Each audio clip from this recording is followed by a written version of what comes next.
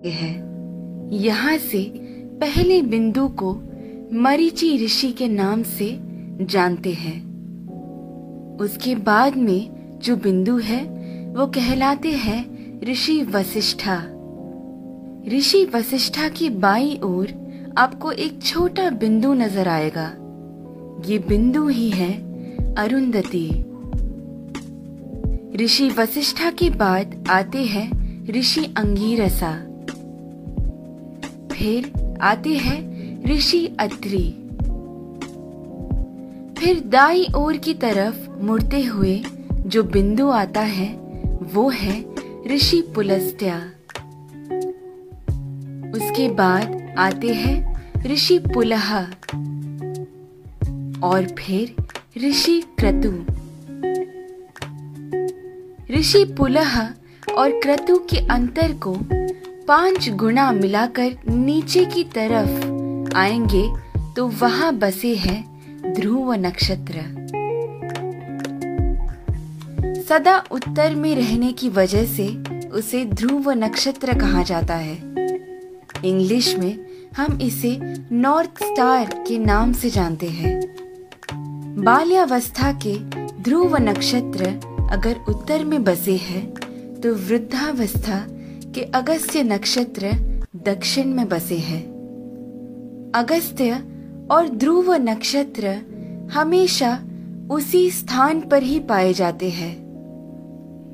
इन दोनों के बीच में मौजूद आकाश गंगा सतत घूमती रहती है। इस कारण से हमारी धरती अक्ष के ऊपर घूमकर घूमती रहती है। ये सच है कि सारा जगत भगवान के इर्द गिर्द घूमता रहता है, लेकिन वो हमें कभी नजर नहीं आ सकता। भूमि के अनेक कालों में से उसे 4 काल में छांटते हैं।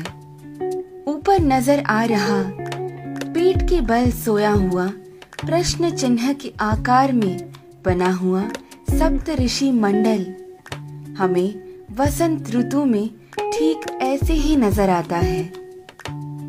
आगे बढ़ते हुए शिशिर ऋतु यानी ठंड के मौसम में हमें सप्त ऋषि मंडल ऐसे नजर आता है।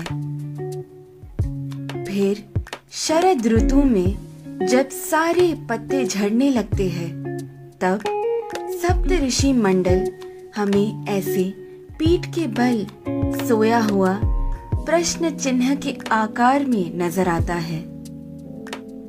और फिर ग्रीष्म ऋतु यानी गर्मी के मौसम में हमें सप्त ऋषि मंडल ऐसे शीर्षासन कर रहे प्रश्न चिन्ह के आकृति में नजर आता है। चाहे जो भी हो, जब हम ये सारे प्रश्न चिन्हों को एक साथ में देखते हैं, हमारे सामने एक विशेष आकृति हमें बनता हुआ नजर आता है। वही कहलाता है हमारा स्वस्तिक। स्वस्थ का मतलब है आरोग्यवान। स्वस्तिक का महत्व मेरे पिता मुझे हमेशा से बताते आए हैं, लेकिन हर क्षण प्रयोग में ला रहे इस स्वस्तिक का जन्म कहाँ से हुआ ये आज मेरे पिता द्वारा जाना, जो आप सभी में मैंने बांटना चाहा।